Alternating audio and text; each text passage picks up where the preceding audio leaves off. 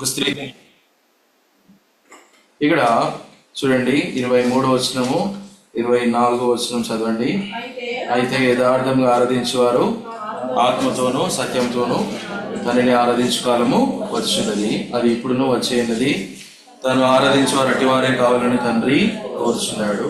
దేవుడు ఆత్మ కనుక ఆయనను ఆరాధించేవారు ఆత్మతోనూ సత్యంతోనూ ఆరాధింపారు. ఎట్లాంటి వారు కావాలంటే దేవునికి యథార్థంగా, మొదటిగా యథార్థంగా, ఆ తర్వాత ఎట్లాంటి వారు కావాలి దేవునికి? ఆత్మతోనూ సత్యం. యథార్థత అంటే ఏంటి? చాలా మంది మనకంటే లోకంలో యథార్థమైన వారు చాలా మంది ఉన్నారు. వారందరినీ దేవుడు పిలుచుకోలేదు, వారందరినీ దేవుడు ఎన్నిక చేయబడలేదు. కొరింథీయులకు రాసిన మొదటి పత్రిక ఏం రాయబడింది అక్కడ? లోకంలో ఉన్న వారిని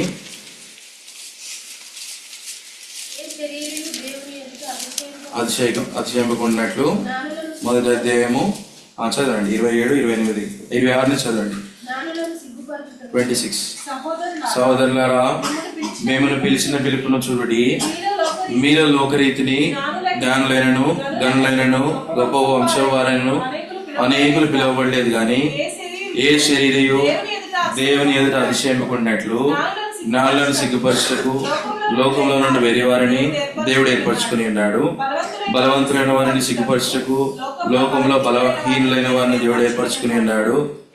ఎన్నికైన వారిని వ్యర్థం చేయుటకు లోకంలో నీచలైన వారిని, తృణీకరింపబడిన వారిని, ఎన్నిక లేని వారిని దేవుడు ఏర్పరచుకుని ఉన్నాడు. అయితే ఆయన మూలంగా మీరు క్రీస్తు యేసునందు ఉన్నారు.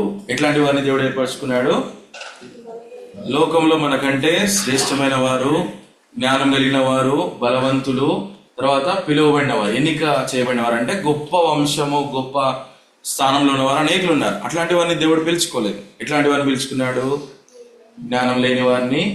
వెరివారు అనగా జ్ఞానం లేనివారు, బైబిల్ ప్రకారంగా వెరివారు అనగా జ్ఞానం లేనివారు. రెండవది బలహీనులను దేవుడు పిలుచుకున్నాడు. మూడవది ఎట్లాంటి వారిని పిలుచుకున్నాడు? ఎన్నిక లేని వారిని. ఎన్నిక లేని వారు అనగా తృణీకరింపబడిన వారు, తర్వాత నీచలైన వారు, అంటే నీచ జాతి, లేకపోతే తక్కువ, అట్లాంటి వారిని దేవుడు ఏర్పరచుకున్నాడు. దేవుని వాక్యం ఇంకో మాట రాయబడింది. ఏమని రాయబడింది? రోగం గలవానికి వైద్యుడు అక్కర్లేదు, రోగము లేని వానికి వైద్యుడు అక్కర్లేదు, రోగం గలవానికి వైద్యుడు అవసరం. అయితే ఇప్పుడు మన లోపల పాపం అనే రోగం ఉంది, అదే మన లోపల యథార్థత అనే విషయాన్ని లేకుండా చేస్తుంది. అయితే ఇక్కడ భేదం మనం చూస్తున్నాం, జాగ్రత్తగా గమనించాలి. మనుషుల లోపల ఇక్కడ భేదం కనిపిస్తుంది మనకి. జ్ఞానం గలవారు, తర్వాత ఎవరెవరు ఉన్నారు? జ్ఞానం గలవారు, జ్ఞానులు, బలవంతులు, తర్వాత ఎన్నిక చేయబడిన వారు. ఇక్కడ ఇటువైపు చూస్తే దేవుని ప్రజలు ఎట్లాంటి వారు? వెరివారు, బలహీనులు, తర్వాత ఎన్నిక చేయబడిన వారు. కానీ దేవుని వాక్యం ఒక మాట రాయబడింది, ఏ భేదం లేదు, అందరూ పాపం చేసి దేవుడు అనుగ్రహించిన మహిమను పొందారు. ఇప్పుడు జాగ్రత్త గమనించాల్సింది ఏంటంటే, వీరిద్దరు ఒకటే కామన్ ప్లాట్ఫామ్ కిందకి వచ్చినారు. ఏంటిదా కామన్ ప్లాట్ఫామ్ అంటే? పాపం అనే ప్లాట్ఫామ్ కిందకి వచ్చినారు. ఇప్పుడు జ్ఞానం గలవారు, గొప్పవారు, తర్వాత బలవంతులు, తర్వాత జ్ఞానం లేనివారు, బలహీనులు, వెరివారు, వీరంతా కూడా దేవుడు ఎక్కడ తీసుకొచ్చినాడంటే, ఎక్కడ తీసుకొచ్చినాడు? పాపం అనే, దేవుని దృష్టిలో పాపం అనే ప్లాట్ఫామ్ కిందగా వీళ్ళంతా ఒకటే జాబితా కిందకి వచ్చినారు. ఇప్పుడు దేవుడు ఈ పాపమును తీసివేయడానికి యేసుక్రీస్తు ప్రభువుని పంపిస్తూ వచ్చినాడు. మొదటి యోహాను మొదటి అధ్యాయం మనకి 7, 8, 9 వచనాలు మనకు తెలుసు. అక్కడ ఏముంది? మనము మన పాపంలో ఒప్పుకునేలా ఆయన నమ్మదగిన వాడు కనుక మన పాపలను క్షమించి సమస్త దుర్నీతి నుండి మనను కడిగి పవిత్రంగా చేయి. ఎవరైతే పాపం చేయలేదని అన్నారనుకోండి, వారు ఏమవుతారు? దేవునికి అబద్ధికులు అవుతారు. ఇప్పుడు దేవుడు యథార్థమైన జీవితం ఎట్లా ఇచ్చినాడంటే, హృదయం లోపల ఒకటి ఉంటది, బయట వేరే విధంగా జీవిస్తాం. బయట ఎట్లా జీవిస్తాం? పాపం చేయలేదు, లేకపోతే మేము మంచివారము, మేము గొప్పవారము, మేము బలవంతులము, మాకేం అవసరం లేదు, అక్కర్లేదు అనే జీవితాన్ని జీవిస్తాం. కానీ మరి హృదయంలో ఎట్లాంటి జీవితం ఉందంటే, పాపము చేత, దేవునికి దూరమైన జీవితం చేత నింపబడి ఉంది. ఇప్పుడు బాహ్యంగా ఎట్లాంటి జీవితం ఉన్నా కూడా హృదయంలో, అంతర్యంలో పాపము లేకపోట. కీర్తన గ్రంథము 51వ అధ్యాయం, కీర్తన గ్రంథము 51వ అధ్యాయము 5వ వచనం, 5, 6 ఎవరైనా ఒకరు చదవండి. నేను పాపంలో పుట్టినవాడును, పాపంలోనే నా తల్లిని గర్భమున ధరించును, నీవు అంతరంగములో సత్యం కూర్చున్నావు, ఆంతర్యమున నాకు జ్ఞానము తెలియచేయదు. ఎట్లా జన్మించినాము? ప్రతి ఒక్క మానవుడు ఎట్లా జన్మించినాడు? పాపంలో నా తల్లి నన్ను గర్భమున ధరించి. అది గొప్పవాడైనా గాని, బలవంతుడైనా గాని, ఇంకా ఎన్నిక చేయబడిన వారు ప్రతి ఒక్కరూ తల్లి గర్భం నుంచి బయటకు వచ్చిన వారే. యేసుక్రీస్తు ప్రభువారు ఒక్కరు తప్ప లోకంలో ప్రతి ఒక్కరు జన్మించిన ప్రతి మానవుడు తల్లి గర్భం నుంచి పుట్టినవాడే. అనగా వాడు పాపంలో నుంచి జన్మించిన వాడే. వాడు ఉన్నతమైన కుటుంబంలో జన్మించిన, జ్ఞానం గలవాడైనా లేకపోతే ఇంకెవరైనా బలవంతులైన కుటుంబంలో జన్మించినా గాని వాడు పాపం నుంచి వచ్చిన వాడే. యేసుక్రీస్తు ప్రభువారు ఒక్కరు మాత్రము ఇక్కడ జన్మించినాడు. యేసుక్రీస్తు ప్రభువారు కన్యక గర్భంలో. ఎవరి ద్వారా జన్మించినాడు యేసుక్రీస్తు ప్రభువారు? పరిశుద్ధాత్మ ద్వారా. మత్తయి సువార్త 1వ అధ్యాయంలో మాట రాయబడింది, ఆయన లోపల పాపం లేదు. ఇప్పుడు యథార్థమైన జీవితం ఎవరికి కావాలి? ఎవరికి ఇవ్వబడిందంటే ఎవరైతే ఆయన యందు విశ్వాసం ఉంచుతారో వారి జీవితము, వారి హృదయము కడగబడింది. ఎవరైతే యేసుక్రీస్తు ప్రభువా నేను పాపిని, నేను గొప్పవానైనా, నేను జ్ఞానవంతునైనా, లేకపోతే లోకంలో వెలివారినైనా, లోకంలో నీచమైన వారినైనా, తృణీకరింపబడిన వారినైనా నన్ను పిలిచినావు, నన్ను పిలిచి దేవుని మందిరంలోకి దేవుని కుమారునిగా, దేవుని యోహాను సువార్త 1వ అధ్యాయము 12వ వచనం, తను ఎందరు అంగీకరించరో వారందరికీ అనగా తన నామమునందు విశ్వాసం వచ్చిన వారికి దేవుని పిల్లలగుటకు అధికారం అనుగ్రహించి. ఇప్పుడు మనము దేవుని కుమారులము. ఎందుకు? యేసుక్రీస్తు ప్రభువారి యందు ఏం చేసినాం? మనం విశ్వాసం ఉంచినాం. ఆయన కలువరి శిలువలో చేసిన ప్రాణత్యాగము, ఆయన కార్చిన రక్తమును బట్టి మనం ఆయన యందు విశ్వాసం ఉంచినాం.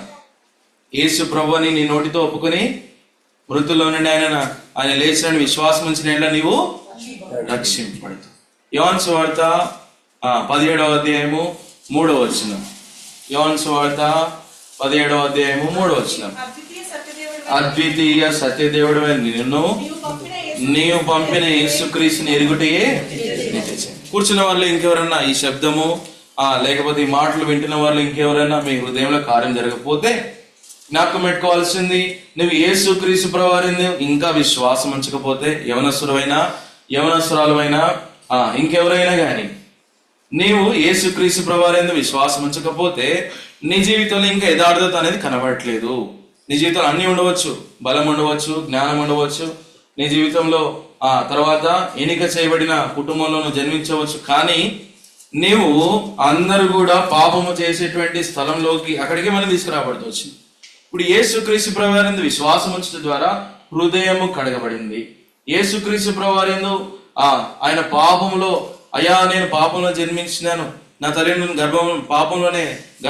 పాపంలోనే అన్నది అని ఎప్పుడైతే నువ్వు గ్రహించి యేసుక్రీస్తు ప్రభువారి రక్తంలోని పాపం కడుక్కుంటావో అప్పుడు నీవు నీ హృదయం కడగబడి బయట వెలుపల ఒకటే జీవితం, అదే యథార్థమైన జీవితం. ఇప్పుడు రండి, యోహాను సువార్త 4వ అధ్యాయం. ఎట్లాంటి వారు కావాలి దేవునికి? తను ఆరాధించేవారు. మొదటిది యథార్థమైన జీవితం, రెండవది ఆత్మతోను సత్యముతోను. ఎక్కడుంది ఆత్మ? చెప్తారు ఎవరన్నా? ఆత్మ ఎక్కడుంది? అపోస్తల కార్యంలో 1వ అధ్యాయం. అపోస్తల కార్యంలో 1వ అధ్యాయము 4-5 వచనాలు చదవండి ఎవరన్నా. ఆయన వారిని కలుసుకొని ఇలాగో ఆజ్ఞాపించును, మీరు యెరూషలేము నుండి వెళ్ళక నా వలన వినిన తండ్రి యొక్క వాగ్దానం కొరకు కనిపెట్టుడి. యోహాను నీళ్లతో బాప్తిస్మం ఇచ్చెను గాని మీరు పరిశుద్ధాత్మలో బాప్తిస్మం పొందుదురు అని. ఈ సందర్భము ఎవరి గురించి, ఎవరితో చెప్పినాడంటే యేసుక్రీస్తు ప్రభువారు ఆరోహణమై వెళ్ళిపోతూ మిగిలిన లేకపోతే విడవబడిన శిష్యులు దేవుని ప్రజల గురించి మాట్లాడుతూ నా తండ్రి వాగ్దానం చేస్తూ వచ్చినాడు. ఏమని వాగ్దానం చేస్తూ వచ్చినాడు? నేను మీకు ఏమనుగ్రహిస్తాను? నా కుమారుని అనుగ్రహించినాను మిమ్మల్ని రక్షించడానికి. నా కుమారుడు ఆయన పని చేసినాడు, ఆయన పని సంపూర్ణమైంది. 7 మాటలు ఒక మాట రాయబడింది కదా, తండ్రి ఏమైంది? సమాప్తమైంది, ఇంకా అయిపోయింది. నీ పని నాకు చెప్పినావు, నీ పని నేను చేసేసినాను, ఇక్కడ నాకు ఇంకా పని లేదు, ఇక్కడికి వెళ్ళాలి. ఇంకా నేను ఆరోహణమై పరలోక రాజ్యానికి వెళ్తున్నాను. అక్కడ వెళ్ళి ఏం చేస్తాను? మీ కొరకు స్థలము సిద్ధపరుస్తున్నాను. ఇప్పుడు ఇక్కడ కార్యం చేసింది ఎవరు మరి? పరిశుద్ధాత్మ దేవుడు. ఆయన మనకు వాగ్దానము చేయబడిన దేవుడు, తండ్రి ద్వారా వాగ్దానము చేయబడిన పరిశుద్ధాత్మ దేవుడు. ఇప్పుడు ఈ ఆత్మ మనకు ఎప్పుడు అనుగ్రహించబడినాడంటే అపోస్తుల కార్యంలో 2వ అధ్యాయము 37వ వచనం 38వ వచనం. అందరం కలిసి చదువుదాం. అపోస్తుల కార్యంలో 2వ అధ్యాయము 37, 38. బైబిల్ వెళ్ళిన వారందరూ బైబిల్ తీసి చదవండి. వారు ఈ మాట విని హృదయంలో నొచ్చుకొని, సహోదరులారా మేమేమి చేతుమని పేతురును కడమ అపోస్తులను అడగగా, పేతురు, మీరు మారు మనసు పొంది పాప క్షమాపణ నిమిత్తము ప్రతివాడు యేసు క్రీస్తు నామమున బాప్తిస్మం పొంది అప్పుడు మీరు పరిశుద్ధాత్మ వరమును పొందుదురు. ఎవరు ఈ పరిశుద్ధాత్మ వరము? వాగ్దానము, తండ్రి ద్వారా వాగ్దానము చేయబడిన దేవుని యొక్క ఆత్మ. ఎప్పుడు అనుగ్రహించబడతాడు పరిశుద్ధాత్మ దేవుడు అంటే ఎవరి హృదయం అయితే పశ్చాత్తాపంతో నొచ్చుకొని దేవుని వాక్యము చేత. ఈ సందర్భంలో వీరు పేతురు అపోస్తులు సువార్త ప్రకటిస్తూ ఆ ప్రాంతాలు తిరుగుతున్నప్పుడు అక్కడ ఉన్నవారు వారి హృదయం నొచ్చుకొని వారు ఏం చేసినారు? అయ్యా మేము ఏం చేయాలా? సహోదరులారా మేము ఏం చేయాలా? దేవుని వాక్యం మమ్మల్ని కన్విక్ట్ చేసింది. దేవుని వాక్యం మా హృదయంలో నొచ్చుకొని గుచ్చుకొని, దేవుని వాక్యం నీవు పాపివి, జన్మతః కర్మతః పాపివి, నీకు యథార్థమైన జీవితం లేదు అనే విషయాన్ని మాకు బయలుపరిచినాడు. కనుక మేమేం చేయాలా అని చెప్పి క్వశ్చన్ చేస్తే ఇప్పుడు పరిశుద్ధాత్మ దేవుని యొక్క ఇంట్రొడక్షన్ ఇక్కడ మనకు కనబడుతుంది. చదవండి. అపోస్తుల కార్యంలో 2వ అధ్యాయము 38వ వచనం. పేతురు, మీరు మారు మనసు పొంది, మొదటిది మారు మనసు పొంది పాప క్షమాపణ నిమిత్తము ప్రతివాడు యేసు క్రీస్తు నామమున బాప్తిస్మం పొందిరి, అప్పుడు మీరు పరిశుద్ధాత్మ వరమును పొందుదురు. మారు మనసు పొందుట మొదటి మెట్టు. అక్కడతో అయిపోయింది కానీ పరలోక రాజ్యం పోతాను అనేది కాదు. మారు మనసు పొందిన దినము తర్వాత బాప్తిస్మముకు లోబడి సంఘంనకు, లేకపోతే సంఘం ఎదుట సాక్షార్థమై యేసుక్రీస్తు ప్రభువు కూడా బాప్తిస్మం పొందినాడు. మత్తయి సువార్త 3వ అధ్యాయం. మత్తయి సువార్త దేవుని ఆత్మ గురించి మనం చూసుకుంటున్నాము, దేవుని ఆత్మ గురించి మనం మాట్లాడుకుంటున్నాము. మత్తయి సువార్త 3వ అధ్యాయం చదవండి. ఏం రాయబడింది అక్కడ?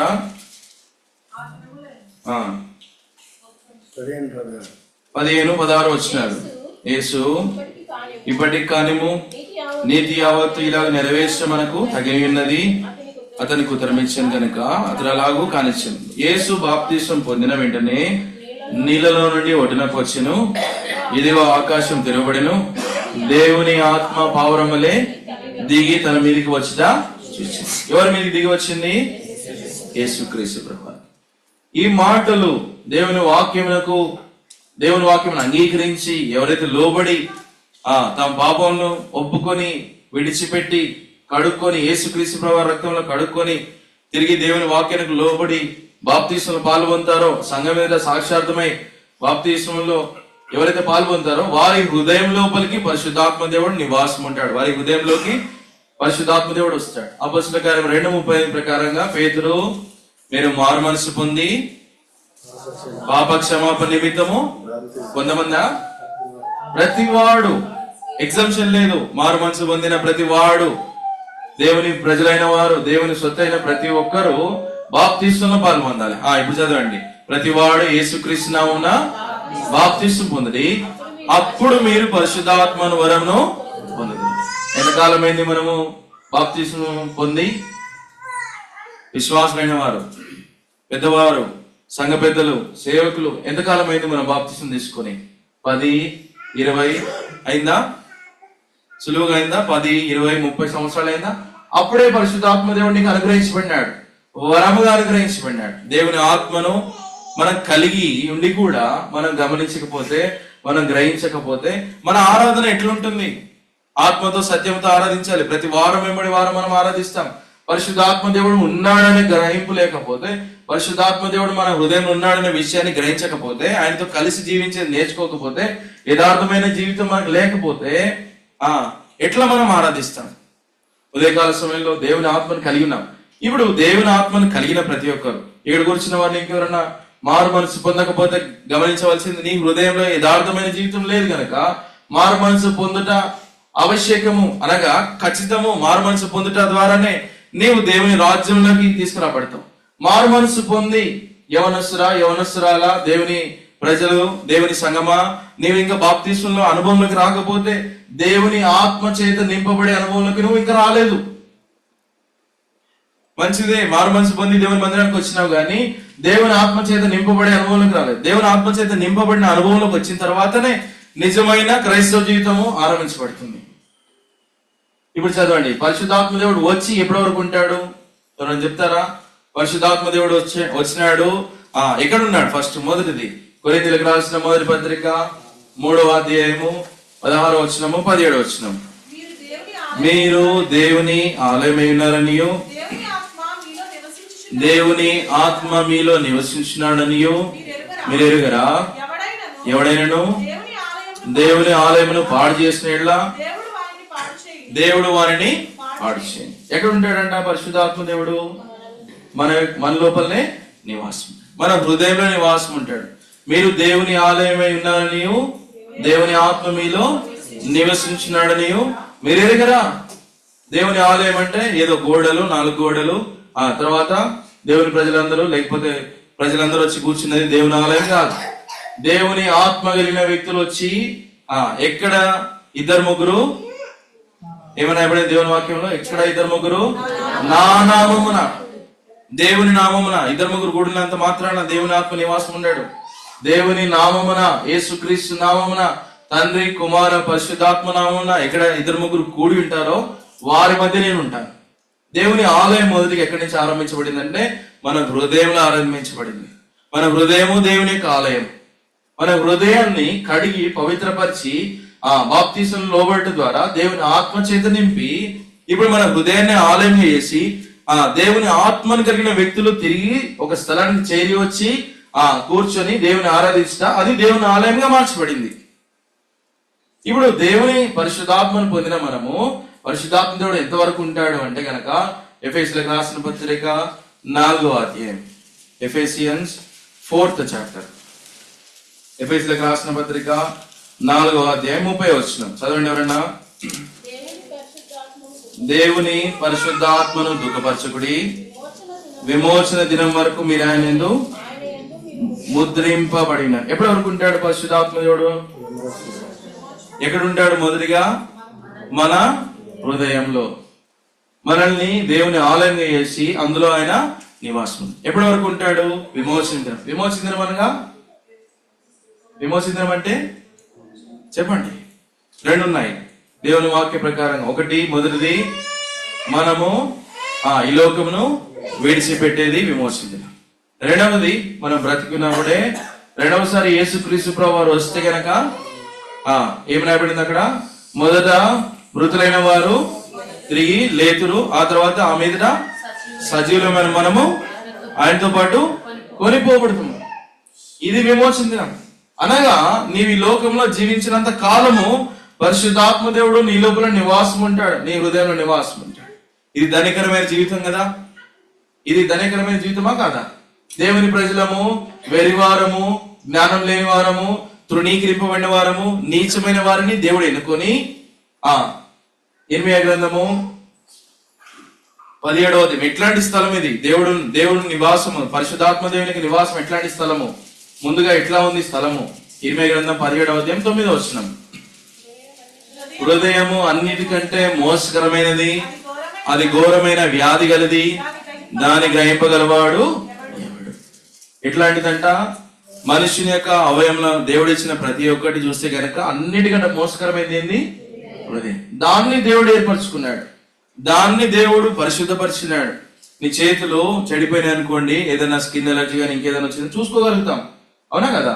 ఫేస్ గాని, కాళ్ళకు గాని, చేతులకు గాని ఏమన్నా అనారోగ్య పరిస్థితి చూసుకోగలుగుతాం. హృదయాన్ని మనం పరీక్షించుకోలేము.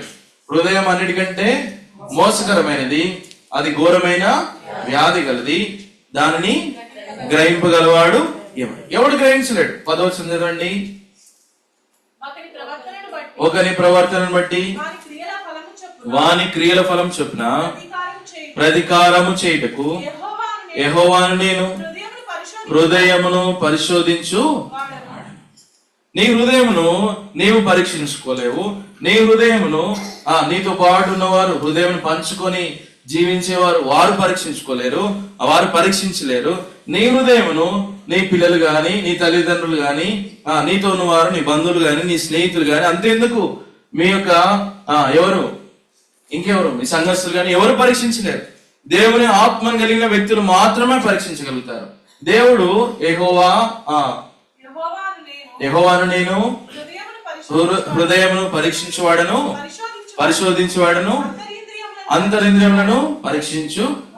గనుక ఇట్లాంటి చెడిపోయిన, మోసకరమైన, ఇంకా ఘోరమైన వ్యాధి కలిగిన హృదయాన్ని దేవుడు తీసుకొని, ఎప్పుడైతే అయ్యా నా హృదయం ఘోరమైంది, వ్యాధి గలది, చెడిపోయింది, దాన్ని పరీక్షించలేని, మోసకరమైనది, ఇది నేను నీకు అప్పగిస్తున్నాను, దీనివల్ల నాకు నష్టమే గాని దీనివల్ల నాకు ఉపయోగం లేదు కనుక దీన్ని నేను నీకు అప్పగిస్తున్నాను అని ఎప్పుడైతే యేసుక్రీస్తు ప్రభువు రక్తము చేత కడుక్కుంటావో, ఆయన నీ హృదయం కడిగి ఎట్లా కడుగుతాడు, తర్వాత పరిశుద్ధాత్మ దేవుడు ఎట్లా నింపబడతాడు అనే విషయాన్ని బల సమయంలో మనం ధ్యానించుకుంటాం.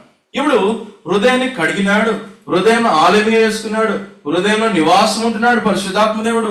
ఎప్పుడు అనగా ఎప్పుడైతే మనం మారు మనసు పొంది బాప్తీస్మములకు లోబడతామో అప్పుడు దేవుని యొక్క ఆత్మ వరముగా మనకు అనుగ్రహించబడతాడు.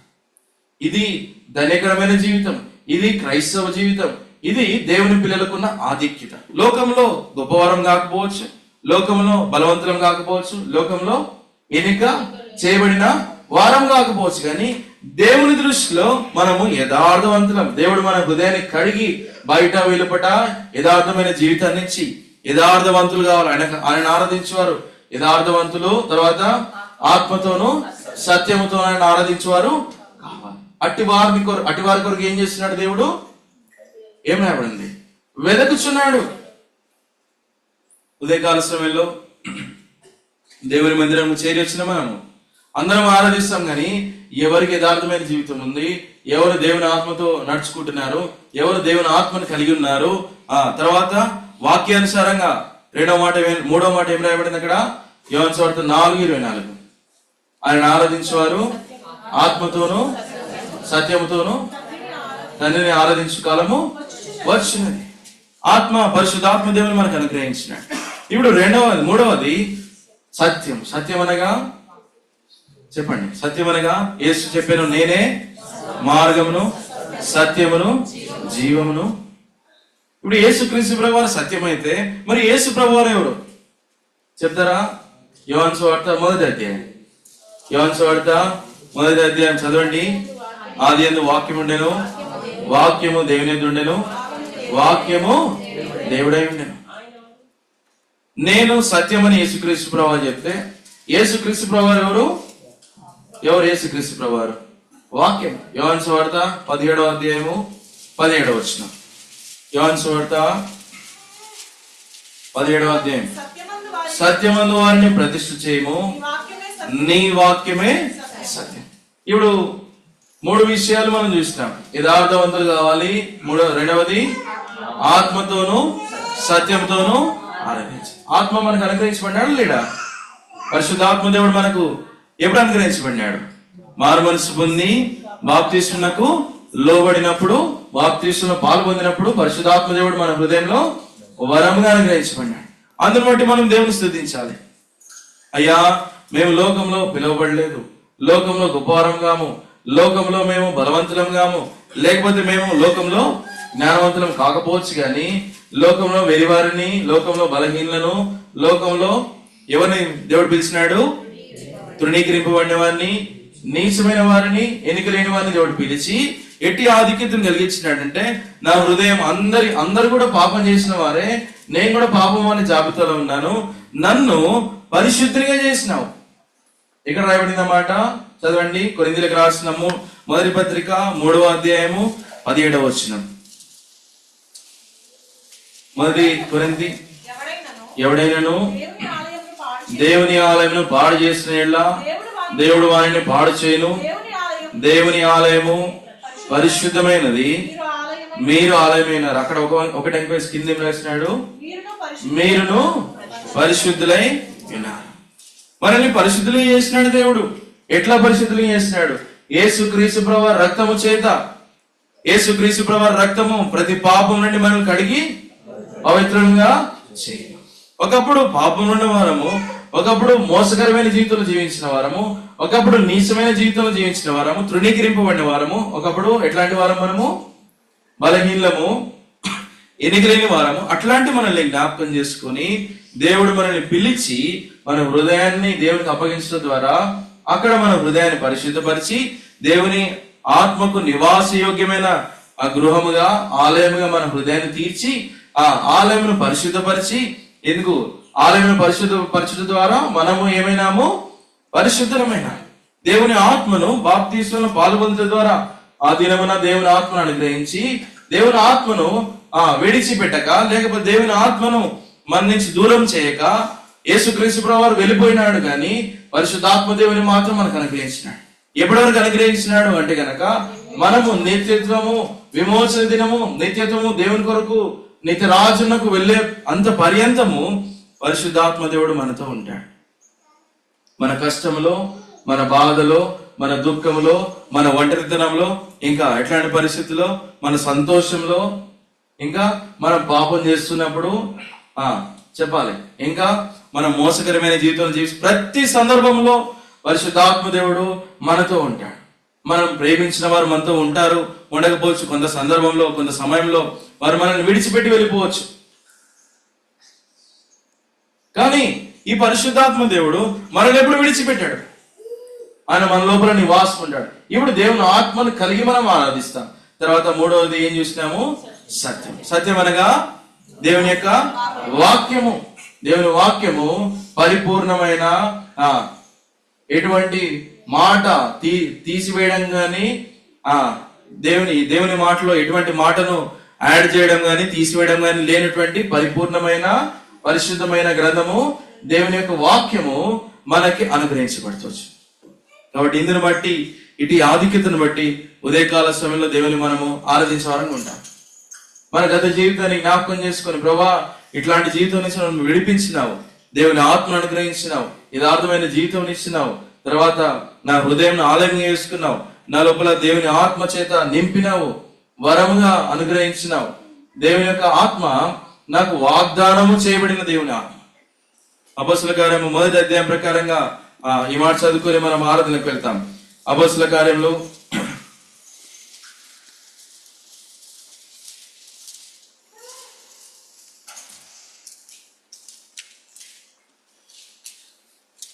1వ అధ్యాయము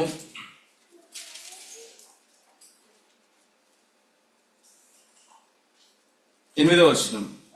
ఆయనను పరిశుద్ధాత్మ మీ మీదకి వచ్చినప్పుడు మీరు శక్తి నొందెదరు గనుక మీరు యెరూషలేములోను యూదయ సమరయ దేశంలో ఎంతంతటను బూదిగంతముల వరకును నాకు సాక్షులై ఇందురని వారితో చెప్పి. ఒకప్పుడు బలహీనమైన మనల్ని ఎట్లా బలవంతులను శక్తిమంతులను చేసినాడంటే ఎవరి ద్వారా? పరిశుద్ధాత్మ దేవుని యొక్క నింపుదల ద్వారా. ఏం రాయబడింది అక్కడ? మీరు పరిశుద్ధాత్మ మీ మీదకి వచ్చినప్పుడు మీరు శక్తి నొందెదరు. ఒకప్పుడు బలం లేని వారము, ఒకప్పుడు బలహీనము, ఇప్పుడు శక్తి కలిగిన వారము. ఎట్లా శక్తి కలిగిన వారము? దేవుని ఆత్మ చేత. ఒకప్పుడు వెర్రివారము, ఇప్పుడు జ్ఞానం గలవారం. ఎట్లా జ్ఞానం గలవారము? దేవుని యొక్క జ్ఞానము గలవారము. కొరింథీయులకు రాసిన మొదటి పత్రికలో ఆ మాటలు ఉంటాయి. తర్వాత మీరు ధ్యానించుకోండి. ఇటు జ్ఞానము మనుష్య జ్ఞానములకు అర్థం కాదు. ఈ జ్ఞానము దేవుని యొక్క వాక్యము మనుష్య జ్ఞానములకు అర్థం కాదు. ఎందుకనగా ఈ మాటలు రాయబడింది దేవుని ఆత్మ చేత నింపబడిన 40 మంది ప్రవక్తల చేత రాయబడుతవచ్చు. దేవుని ఆత్మ చేత దీన్ని ముద్రించినాడు. ఎవరైతే దేవుని ఆత్మను కలిగిన వారో వారు మాత్రం విప్పగలుగుతారు. ఎవరైతే దేవుని ఆత్మను కలిగి జీవిస్తారో, నడుచుకుంటారో, క్రమంగా నడుచుకుంటారో, వారు ఇందులో ఉన్న మర్మములను గ్రహించగలుగుతారు. అటు జ్ఞానము ఇందులో ఇమిడి ఉంది, దేవుని యొక్క జ్ఞానము. తర్వాత ఎన్నిక లేని వారము, నీచలేని వారము. ఈడ కూర్చున్న మనమంతా ఎన్నిక చేయబడిన వారం. దేని కొరకు ఎన్నిక చేయబడిన వారం? మనము దేవుని యొక్క రాజ్యం కొరకు, నిత్య రాజ్యం కొరకు, పరలోక రాజ్యం కొరకు దేవుడు మనల్ని పిలిచినాడు. ఉదయకాల సమయంలో ఇటు గమనంలోకి మనం తీసుకురాబడిన వారమై యథార్థంగా ఆత్మతోను సత్యంతోను దేవుని మనము ఆరాధిస్తాం. ఆరాధనకు వెళ్తాం. 10వ అధ్యాయము మొదటి 6వ వచనంలో చదువుతున్నాం. మొదటి వచనం ఎవరైనా చదవండి.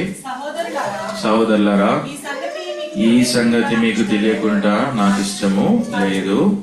అదేదనగా మన పితరులందరూ మేఘం క్రింద నుండి వారందరూ సముద్రంలో నడిచిపోయారు. ఎవరు మన పితరులు?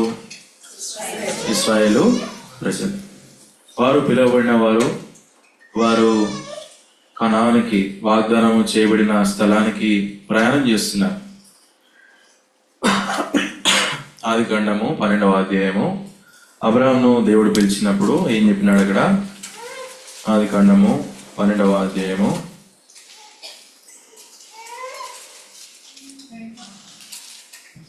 చదవండి. మొదటి వచనం, రెండవ వచనం. యెహోవా, నీవు లేచి నీ దేశం నుండి, నీ బంధువుల యొద్ద నుండి, నీ తండ్రి ఇంటి నుండి బయలుదేరి నేను నీకు చూపించు దేశంకు వెళ్ళము. ఎక్కడి నుంచి బయలుదేరాలి? నీ తండ్రి ఇంటి నుండి, నీ బంధువుల యొద్ద నుండి లేచి నువ్వు ఎక్కడికి వెళ్ళాలి? నేను చూపించే దేశంలోకి వెళ్ళాలి. ఆత్మీయంగా ఈ విషయాలు మనం కనుక జ్ఞాపకం చేసుకుంటే, పాపం అనే స్థలం నుంచి లేవాలి. అర్థమైందా? మీ బంధువుల నుంచి వెళ్ళిపోండి, లేకపోతే బంధువుల నుంచి దూరంగా అండి, నీ ప్రదేశం నుంచి వెళ్ళిపోండి అంటే లిటరల్ మీనింగ్ కాదు. ఆత్మీయంగా పాపం అనే స్థితిలో నుంచి, ఎటువంటి కొంతమందికి వ్యసనాలు ఉంటాయి, లేకపోతే కొంతమందికి ఎట్లాంటి జీవితం చేస్తారంటే హాబీస్ ఉంటాయి, కొంతమందికి ఇంకా ఎట్లాంటి జీవితం ఉంటుందంటే దేవునికి అయిష్టమైన జీవితాన్ని జీవిస్తూ దీంట్లోనే ఇదే సంతోషము, ఇదే క్రైస్తవ జీవితము, ఇదే లేకపోతే సరైన జీవితం అనేటువంటి ఆలోచన కలిగి ఉంటాం. వాటన్నిటిలో నుంచి బయటికి రావాలి. ఎక్కడికి వెళ్ళాలి? నేను చూపించు దేశంలో. ఎక్కడికి? ఎవరు చూపిస్తున్నారు దేశము అంటే గనక యేసుక్రీస్తు ప్రభువారు మన కొరకు సిద్ధపరిచిన స్థలం కొరకు మనం సిద్ధపడాలి. ఎవరు సిద్ధపరుస్తారు మనల్ని? నీ దేశము లేకపోతే నీ బంధువుల నుంచి, నీ స్థలంలో నుంచి బయటికి రా అంటే పాపం నుంచి బయటికి వచ్చుట. యేసుక్రీస్తు ప్రభువా, నేను పాపంలో ఉన్నాను, ఈ పాపము నా జీవితంలో నిత్య నాశనము, నరకము, లేకపోతే నా జీవితం నెమ్మది లేకుండా చేస్తుంది, నన్ను విడిపించవా అని మనం ప్రార్థించినప్పుడు, యేసుక్రీస్తు ప్రభువు రక్తమును కోరుకున్నప్పుడు మనల్ని దేవుడు ఆ స్థితిలో నుంచి బయటికి తీసుకొచ్చేవాడుగా కనబడుతుంది. ఇప్పుడు అక్కడి నుంచి బయటకు వచ్చిన తర్వాత నిత్య జీవము, నిత్య రాజ్యము, పరలోక రాజ్యం కొరకు మనం సిద్ధపడాలి. ఆ దేశం కొరకు మనం సిద్ధపడాలి. ఈ మధ్యలో, ఈ క్రమంలో బయటికి వచ్చిన ఈ స్థలం నుంచి తిరిగి మళ్ళా ఇంకొక ప్రదేశానికి, దేవుని యొక్క స్థలానికి వెళ్ళేంత వరకు ఉన్న ఈ గ్యాప్ ఏదైతే ఉందో, ఈ ప్రయాణం ఏదైతే ఉందో, ఇది మనుషుని యొక్క ఈ లోకంలో ఉన్న మనుషుని యొక్క వ్యవధి, అంటే మనుషుడు జీవించినంత కాలం. ఇప్పుడు ఇదే మాట ఇశ్రాయేలు ప్రజల గురించి కూడా మనము ధ్యానించుకుంటే, కొరింథీయులకు రాసిన మొదటి పత్రిక, వారు ఎక్కడున్నారంట? 10వ అధ్యాయం మొదటి వచనం. సహోదరులారా, ఈ సంగతి మీకు తెలియకుండా నాకు ఇష్టం లేదు. అదేమనగా మన పితరులు అనగా ఇశ్రాయేలు ప్రజలందరూ మేఘము క్రింద ఉన్నారు. ముందు మేఘం క్రింద ఉండే దానికంటే ముందు ఎక్కడున్నారు వాళ్ళు? ఐగుప్తులు ఉన్నారు. ఐగుప్తులు ఉన్నప్పుడు మేఘం అనే అనుభవం కనపడింది అక్కడ. ఎప్పుడైతే పాపం నుంచి బయటకు వస్తామో అక్కడి నుంచి దేవుని యొక్క సహాయము, దేవుని యొక్క నడిపింపు, పగలు మేఘస్తంభం, రాత్రి వేళ అగ్నిస్తంభం. ఇప్పుడు పగలు ఉదయకాలం ఎండ తగలకుండా ఆ మేఘస్తంభం ఉంటే, రాత్రి వేళ అగ్నిస్తంభం వెలుతురు లేకపోతే మార్గం చూపించడానికి దేవుని యొక్క కాంతి మనకు కనబడుతుంటే, ఇంతగా దేవుని సహాయం మనకుంది. దేవుని ప్రజలంగా రక్షణ పొందిన వారము, రక్షింపబడిన వారము మనము ఒంటరి వారం కాము. మనకి దేవుని యొక్క సంఘము, దేవుని యొక్క సహవాసము, వాక్యం వెలుగు, తర్వాత దేవుని యొక్క నడిపింపు, ఇవన్నీ ఉన్నాయి. ఇప్పుడు వారు అక్కడి నుంచి ఎక్కడికి వచ్చినారు? కొరింథీయులకు రాసిన మొదటి పత్రిక 10వ అధ్యాయం 2వ వచనం. అందరూ మోషేను బట్టి మేఘంలోను సముద్రంలోను ఏం పొందినారు? బాప్తిస్మం పొందినారు. ఎక్కడన్నా మనకు కనబడుతుందా? బాప్తిస్మం అనుభవంలా కనబడుతుంది ఎక్కడన్నా? వారు ప్రయాణం చేస్తూ పోతున్నారు, మేఘం క్రింద ఉన్నారు, సముద్రము అడ్డమొచ్చింది. మోషే ఏం చేసినాడు? దేవుని అడిగితే ఏం చెయ్యి, నీ కర్రను చాలు. సముద్రం ఏమైంది? 2 అయింది. ఇప్పుడు అందులో నుంచి నడుచుకొని పోతున్నారు అనుభవం అంతేగా తప్ప ఆత్మీయమైన అనుభవం ఏంటంటే వారంతా బాప్తిస్మంలోకి తీసుకురాబడినారు. ఎట్టి బాప్తిస్మము? చదవండి, మొదటి కొరింథీ 10:2. అందరూ మోషేను బట్టి. చాలు, మోషేను బట్టి దగ్గర ఒకటంకి వేసి కింద ఏం రాసినాడు? మోషేలోను. మోషే అనే అర్థం ఏంటి? నీటిలో నుండి తీయబడిన. ఇప్పుడు నీటి అనుభవము మోషేలో అనగా నీళ్లలో. ఎట్లా నీళ్ళలో తీయబడినవారు వాళ్ళు అంటే కనుక వారు ఎక్కడి నుంచి వచ్చినారు? సముద్రంలో నడుచుకుని వచ్చినారు. ఇటు ఇరు ప్రక్కల నీళ్లు ఉన్నాయి, పైన ఏముంది? మేఘం ఉంది. మేఘంలో ఏముంటాయి? నీళ్లు ఉంటాయి. ఇప్పుడు ముంచబడిన అనుభవము, అర్థమైందా? ముంచబడిన అనుభవం. ఎంతమంది? ఎన్ని లక్షల కాల్వలో వారు? 6 లక్షల కాల్వల. వీరందరికీ బాప్తిస్మ అనుభవంలోకి తీసుకురాబడుతూ వచ్చినారు. ఆ తర్వాత చదవండి, కొరింథీయులకు రాసిన మొదటి పత్రిక 10వ అధ్యాయం 3వ వచనం 4వ వచనం. అందరూ ఆత్మ సంబంధమైన ఒకే ఆహారం భుజించిరి, అందరూ ఆత్మ సంబంధమైన ఒకే పానీయమును పానం చేసేది. చాలు. మన మధ్యలో ఉంచబడిన ఈ బల్ల ఆత్మ సంబంధమైనది. మన మధ్యలో ఉంచబడిన ఈ ఆహారము, శరీరము, దేవుని యొక్క రొట్టె, ద్రాక్షరసము దేనికి సంబంధించింది? ఆత్మ సంబంధమైనది. యేసుక్రీస్తు ప్రభువులో మనం పాల్గొంటున్నాం. ఇది శరీర సంబంధమైనది కాదు. శరీరంతో జీవించే వారికి కాదు ఇది. లేకపోతే శరీరంతో నడుచుకోవాలని ఆశపడే వారి కొరకు కాదు ఇది. భౌతికమైన ఆశల కొరకు, భౌతికమైన ఆశీర్వాదాల కొరకు వెంబడించే వారి కొరకు కాదు ఇది. జాగ్రత్తగా గమనించాలా. ఈ యొక్క బల్ల, ఈ రొట్టె, ఈ ద్రాక్షరసము యేసుక్రీస్తు ప్రభువు శరీరంలో పాలు పంపులు పొందుకున్న వారికి మాత్రమే ఇది. అనగా రక్షణ పొంది, బాప్తిస్మలో పాలు పొంది, దేవుని ఆత్మను కలిగి, దేవుని ఆత్మతో నడుచుకున్న వారికి మాత్రమే ఈ బల్ల. అటు వారికే ఆశీర్వాదము. అటు వారి జీవితంలోనే క్రమంగా దేవుని ఆత్మతో నడుచుకున్నట్టు ద్వారానే కొరింథీయులకు రాసిన మొదటి పత్రిక 11వ అధ్యాయము, కొరింథీయులకు రాసిన మొదటి పత్రిక 11వ అధ్యాయము 27-28. కాబట్టి ఎవడు అయోగ్యంగా ప్రభు యొక్క రొట్టెను తిననో, లేకైనా పాత్రలను త్రాగునో, వాడు ప్రభు యొక్క శరీరం గురించి, రక్తమును గురించి అపరాధిగును. కాబట్టి ప్రతి మనుష్యుడు తను తాను పరీక్షించుకోవాలను. అలాగ చేసి ఆ రొట్టెను తిని ఆ పాత్రలోనిది ప్రభు శరీరం అని వివేచింపక తిని త్రాగువాడు శిక్షావిధికి కలుగుటకు తిని త్రాగుచున్నాడు. దేవుని యొక్క శరీరము, దేవుని యొక్క రక్తం అనే విషయం గమనించకపోతే, వివేచించకపోతే భౌతికమైన జీవితము, ఆశీర్వాదం కొరకు పరిగెత్తుతూ మనము దాంట్లో పాల్గొంటే గనక అయోగ్యంగా పాల్గొందిన మనం అవుతాం. అయోగ్యంగా పాల్గొందితే శిక్షావిధికి మనము తీసుకురాబడుతూ వచ్చినాం. 2 విషయాలు. నువ్వు యోగ్యంగా పాల్గొంటే ఆశీర్వాదము, అయోగ్యంగా పాల్గొంటే శిక్షావిధి. కనుక గమనించి, గ్రహించి, సరి చేసుకొని పాల్గొందాం. ఇప్పుడు ఎవరి కొరకు 3 విషయాలు. మొదటిది, వారు ఎక్కడున్నారు? ఎక్కడి నుంచి వచ్చినారు వాళ్ళు? వారు మొదటి ఎక్కడి నుంచి వచ్చినారు? చెరలో నుంచి, ఐగుప్తులో నుంచి, పాపం అనే దాసత్వంలో నుంచి, ఆత్మీయంగా పాపం అనే స్థితిలో నుంచి వారు ఆ ఊరిలో నుంచి బయటికి తీసుకురాబడినారు. 2వది ఎక్కడికి తీసుకురాబడినారు? రక్షణ అనుభవంలోకి వచ్చినారు. తర్వాత బాప్తిస్మ అనుభవంలోకి వచ్చినారు. 3వది ఎక్కడికి వెళ్ళినారు వాళ్ళు? కనానికి వెళ్ళే దానికంటే ముందు ఎక్కడ ఉన్నారు వాళ్ళు? ఆ యొక్క అరణ్య మార్గంలోకి వెళ్తున్నారు. క్రైస్తవ జీవితము బాప్తిస్మము పొందిన తర్వాత, దేవుని ఆత్మ చేత నింపబడిన తర్వాత కనానికి, డెస్టినేషన్ కి, లేకపోతే దేవుని స్థలానికి వెళ్ళేంత వరకు మనకి అరణ్య మార్గం కనబడుతుంది. అరణ్య మార్గంలో ఏముంటాయి? అరణ్య మార్గంలో ఏం కనబడతాయి? ఆహారం దొరుకుతుందా?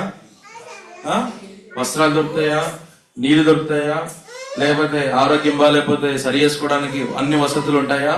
అంతేందుకు రోడ్డు మార్గం ఉంటుందా? అరణ్య మార్గంలో వెళ్తుంటే ఉండదు. అంటే గనక నీకు ఎటువంటి సహాయము, లోక పద్ధతి గాని, లోకంలో ఉన్నటువంటి ప్రతి సహాయం ఏది కూడా నీకు అందుబాటులో ఉండదు.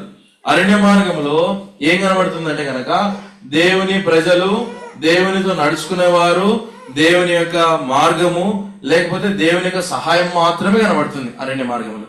ఏ అనుమానం లేదు, నువ్వు లోకంలో ఉన్నావు, అన్ని నీ చుట్టుపక్కల సమస్తము కనబడుతున్నాయి, కానీ నువ్వు ఆత్మీయంగా అరణ్య మార్గంలో నడుచుకుంటున్నావు. ఎట్లా అరణ్య మార్గం అంటే గనక నీవు దేవుని ఆత్మ మీద నడుచుకోవాలి, దేవుని ఆత్మ మీద ఆధారపడాలి, పరిశుద్ధాత్మ దేవునితో క్రమంగా నడుచుకోవాలి, పరిశుద్ధాత్మ దేవునితో సహవాసంలో నడుచుకోవాలి. ఇది దేవుని ఆత్మ మీద ఆధారపడట. ఎందుకు దేవుడు దేవుని ఆత్మని ఇచ్చినాడు? ఒంటరిగా విడిచిపెట్టచ్చు కదా. యోహాను సువార్త 16వ అధ్యాయము, యోహాను సువార్త 16వ అధ్యాయము 7-8. అయితే నేను మీతో సత్యం చెప్తున్నాను, నేను వెళ్ళిపోవటం వల్ల మీకు ప్రయోజనకరం. నేను వెళ్ళని ఎడ్ల ఆదరణకర్త మీదకు రాడు, నేను వెళ్ళిన ఎడ్ల ఆయన మీదకు పంపుదును. ఆయన వచ్చి పాపమును గూర్చి, నీతిని గూర్చి, తీర్పును గూర్చి లోకమును ఒప్పుకొనచి. ఒంటరిగా విడిచిపెడితే తిరిగి మరలా పాపంలోకి వెళ్తాం.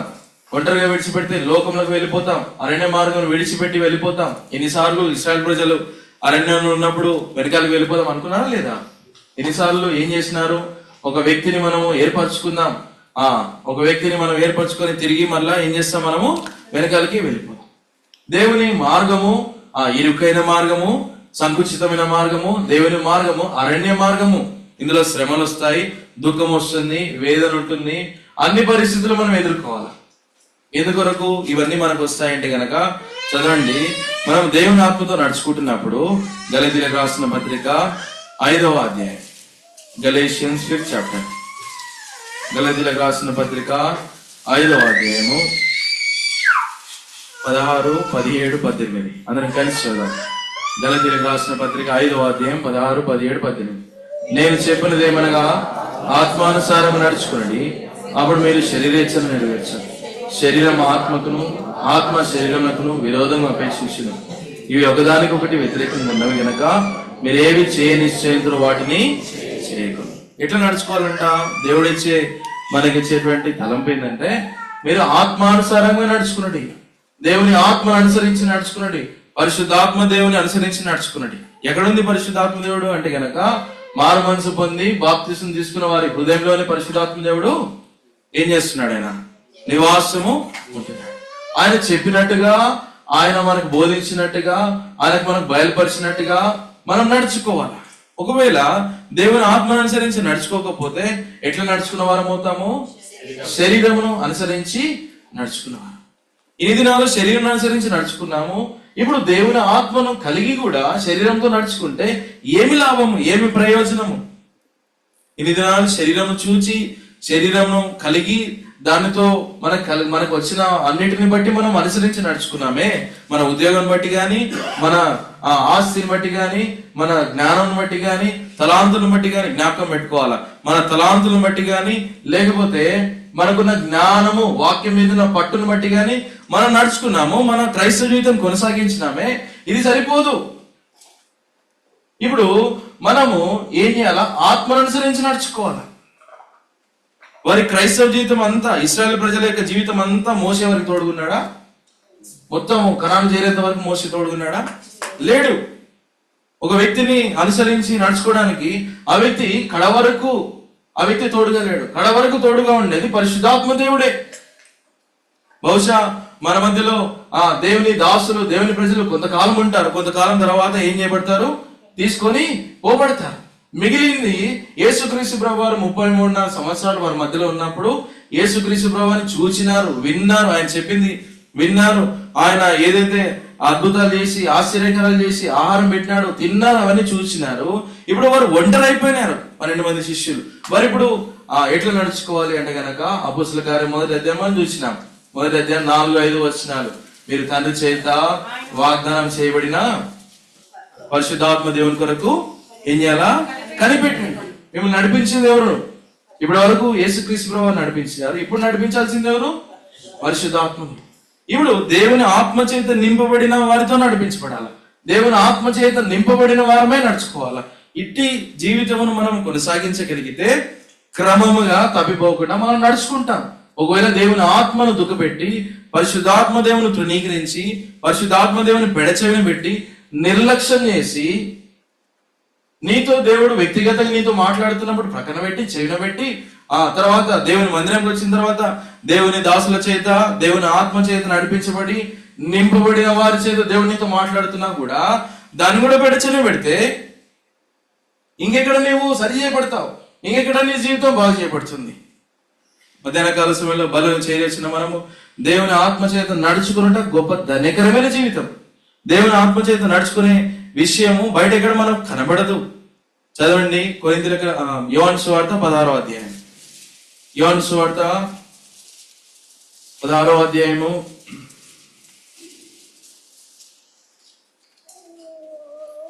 13వ వచనం 14వ వచనం. అయితే ఆయన అనగా సత్య స్వరూపైన ఆత్మ వచ్చినప్పుడు మిమ్మును సర్వసత్యంలోకి నడిపించును. ఆయన తనంతట తాను ఏమీ బోధింపక వేటిని వినును వాటిని బోధించి సంభవింపబో సంగతులన్నిటిని మీకు తెలిసి. చాలు. ఎవరి గురించి చెప్తున్నారు ఇక్కడ? యేసుక్రీస్తు ప్రభువారు ఎవరి గురించి చెప్తున్నారు? పరిశుద్ధాత్మ దేవుడు. అంటే ఒక ఇంట్రడక్షన్ ఇస్తున్నాడు. నేను నా కాలం అయిపోయింది, నా తర్వాత మీకు నేను వెళ్ళిపోతున్న మీ హృదయం దుఃఖంతో నిండి ఉంది, నేను ఎల్లకాలము నా పని అయిపోయింది, ఇక్కడ సమాప్తమైంది, నేను వెళ్ళిపోతున్నాను, తండ్రి నాకు వేరే పని అప్పగించినాడు, నేను పరలోకానికి వెళ్ళి మీ కొరకు ఆ స్థలము సిద్ధపరచాను. ఇప్పుడు ఇక్కడ మిమ్మల్ని ఆ స్థలానికి తీసుకుపోవడానికి ఇక్కడ మిమ్మల్ని సిద్ధపరిచేది ఎవరంటే గనక ఎవరు? మిమ్మల్ని అనాథులుగా నేను విడిచిపెట్టట్లేదు. ఎవరిని ఇస్తున్నాను అంటే గనక ఎవరైతే నా యందు విశ్వాసం ఉంచినారో, ఎవరైతే బాప్తిస్మం నా శరీరంలో రక్తములో సిలువ వేయబడిన అనుభవంలోకి ఎవరైతే తీసుకురాబడుతున్నారో, బాప్తిస్మంలోకి తీసుకురాబడుతున్నారో, హస్త నిక్షేపణ ద్వారా సంఘంలో ఐక్యపరచబడుతున్నారో వారి హృదయం లోపలికి పరిశుద్ధాత్మ దేవుని అనుగ్రహిస్తున్నారు. ఇప్పుడు ఆయన వచ్చినప్పుడు ఏం చేస్తాడు? ఆయనకంటూ ఒక పని ఉంది. ఆయనకంటూ 3 పనులు ఉన్నాయి. యోహాను సువార్త 16వ అధ్యాయము 8వ వచనం. ఆయన వచ్చినప్పుడు ఏం చేస్తాడు? ఆయన వచ్చి పాపమును గూర్చియు నీతిని గూర్చియు తీర్పును గూర్చియు లోకమును ఒప్పుకొని చేయను. 3 పనులు ఉన్నాయి ఆయనకి. ఏంటిది? మొదటిది ఏంటిది? పాపమును గూర్చి, నీతిని గూర్చి, తీర్పును గూర్చి లోకాన్ని ఒప్పుకొని చేస్తావు. నువ్వు వెళ్తావు, బయటికి వెళ్తావు, సువార్త ప్రకటిస్తావు, కరపత్రికని ఇస్తావు, 2 మాటలు చెప్తావు, ప్రార్థన చేసి వస్తావు. ఏంది? నీ మాటలను బట్టి వాళ్ళ లోపల కార్యం జరుగుతుందా? నీ మాటలను బట్టి వాళ్ళ లోపల కార్యం జరుగుతుందా అంటే కనుక నీ మాటలను బట్టి వాళ్ళ లోపల కార్యం జరగదు. కానీ పరిశుద్ధాత్మ దేవుని యొక్క నడిపింపు, పరిశుద్ధాత్మ దేవుడు ఆ మాటల చేత, విత్తబడిన వాక్యము చేత పరిశుద్ధాత్మ దేవుడు పాపమును కూర్చొని ఒప్పుకొని చేస్తాడు. హృదయంలో కార్యం చేస్తాడు, కన్విక్ట్ చేస్తాడు. మనం పాపంలో జన్మించినాము, పాపంలో జీవిస్తే నిత్య నరకానికి వెళ్ళాలి కానీ తప్ప ఇంకా మోక్ష రాజ్యానికి వెళ్ళలేము అనే విషయాన్ని మనం ఎప్పుడైతే వాక్యం చేత విత్తుతామో, తర్వాత పని అంతా పరిశుద్ధాత్మ దేవుని యొక్క పని. నేను రక్షింపబడినామంటే పరిశుద్ధాత్మ దేవుని యొక్క మొదటి పని అది. ఇప్పుడు 2వ పని, ఆయన వచ్చినప్పుడు ఏం చేస్తాడు? పాపమును గూర్చి, నీతిని గూర్చి, తీర్పును గూర్చి లోకమును ఒప్పుకొని చేస్తాడు. పాపముల గురించి ఒప్పుకొని చేయబడిన తర్వాత ఇంకా 2 కార్యం ఉంది. ప్రతి విశ్వాస జీవితంలో 2 కార్యం జరగాల. ఈ కార్యం జరగకపోతే దేవుని కొరకు నువ్వు సిద్ధపాటు కలిగిన వ్యక్తిగా కనబడవు. అందుకొరకే దేవుడు ఇంకా నీకు సమయం ఇస్తున్నాడు. దేవుని ఆత్మను గ్రహించు, పరిశుద్ధాత్మ దేవునితో నడుచుకో. ఆయన నీ లోపల జరగవలసిన ఇంకా 2 కార్యం ఇంకా బాకీ ఉంది. ఆయన గుర్తించడమే మనము గుర్తించకపోతే ఆయన చెప్పే విషయం ఎట్లా గ్రహిస్తాం మనం? ఆయన ఏం చెప్తాడు? ఎట్లా చెప్తాడు? యోహాను సువార్త 16వ అధ్యాయము 13వ వచనం. అయితే ఆయన అనగా సత్య స్వరూపైన ఆత్మ వచ్చినప్పుడు మిమ్మను సర్వసత్యంలోకి నడిపించు. యేసు చెప్పిన నేనే మార్గమును సత్యమును. ఇప్పుడు యేసుక్రీస్తు ప్రభువారు సత్యమును బోధించినాడు. సత్యం మిమ్మల్ని ఏం చేస్తుంది? స్వతంత్రంగా చేయబడ్డ ప్రాముఖ్యము. ఇది పునాది, ఇది ఫౌండేషన్, హృదయంలో కడుగుట, ఇది చాలా ప్రాముఖ్యమైన విషయం. ఇప్పుడు ఆయన సత్యం గురించి బోధించినాడు, సత్యం గురించి నడుచుకున్నాడు, సత్యమును బోధించి సత్యమును అనుగ్రహించి వెళ్ళినాడు. ఇప్పుడు ఈ సత్యం మీద, పునాది మీద ఎవరు కడతారు? పరిశుద్ధాత్మ దేవుడు. ఆయన వచ్చినప్పుడు ఏం చేస్తాడు?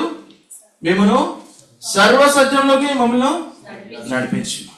సత్యము పునాది మీద యేసుక్రీస్తు ప్రభువారు మనల్ని కడితే, హృదయము పరిశుద్ధపరిచి, మన జీవితమును బాగుపరిచి, సంఘంలో ఐక్యపరిచి, సిలువ వేయబడిన యేసుక్రీస్తు ప్రభువారి యొక్క అనుభవంలోకి సంఘంలో తీసుకుని వస్తే దాని మీద పరిశుద్ధాత్మ దేవుడు కడతాడు.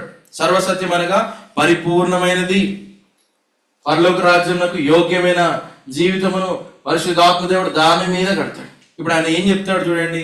యోహాను సువార్త 16వ అధ్యాయము, యోహాను సువార్త 16వ అధ్యాయం 13లో 3వ లైన్లో ఉంది చూడండి. ఆయన తనంతట తాను ఏమీ బోధింపక వేటి వినును వాటిని బోధించి సంభవింపవు సంగతులు నాకు తెలియచేయును. ఆయన నా వాటిలోనివి తీసుకుని మీకు తెలియజేయను గనుక నన్ను మహిమపరచు. ఎవరు నా అనగా ఎవరు ఇక్కడ? యేసుక్రీస్తు ప్రభువు. యేసుక్రీస్తు ప్రభువు సత్యము దేవుని వాక్యంలో నుంచే తీసుకొని చెప్తాడు పరిశుద్ధాత్మ దేవుడు. ఆయన తనంతట తాను ఏం బోధింపడు, కొత్తగా బోధించేది ఏముండదు. పరిశుద్ధాత్మ దేవుడు జతపరిచేది ఈ వాక్యంలో, సత్యంలో, దేవునిలో జతపరిచేది ఇంకేముండదు. అవన్నీ ముందుగానే ఇందులో ఇమిడి ఉన్నాయి. తండ్రి, కుమారుడు, పరిశుద్ధాత్మ దేవుడు త్రిత్వము ఒక్కరే. ఆయా కాలంలో వారు బయలుపరుచుకున్నారు. ఇప్పుడు ఆయన వాళ్ళు కొత్తగా చెప్పేది ఏముండదు. దేవుని వాక్యంలో ఏమైతే రాయబడిందో దాని నుంచి తీసి సత్యం నుంచి సర్వసత్యంలో తీసుకుని పోతాడు. ఎవరైతే దేవుని వాక్యం మీద ఆధారపడతారో, ఎవరైతే దేవుని వాక్యం ధ్యానిస్తారో, ఎవరైతే దేవుని వాక్యం మీద వారి జీవితం కట్టుకుంటారో, ఎవరైతే రక్షింపబడిన తర్వాత సత్యంలోకి తీసుకురాబడిన వారు, విమోచింపబడిన వారు, దేవుని యొక్క సంఘంలోకి సమకూర్చబడిన వారు బాప్తిస్మం ద్వారా, వీరు ఇంకా దీంట్లో సర్వసత్యం ఇంకా ఉన్నాయి. ఇందులో కొరింథీయులకు రాసిన మొదటి పత్రిక